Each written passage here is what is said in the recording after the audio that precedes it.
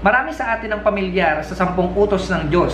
Pero ano nga bang ibig sabihin ng 10 utos ng Diyos na nasa Biblia? Ito ba ay para sa ating mga Kristiyano? At kung hindi, kailangan pa ba nating sundin ito? Yan po ang ating tatalakayin sa video na ito. Ngayon, sasagutin ko na po yung tanong kung para sa atin ba talaga itong 10 utos. Ang sagot po ay hindi. Hindi po para sa atin ang 10 utos. Ito po ay binigay para lamang po sa mga Israelita noong Old Testament.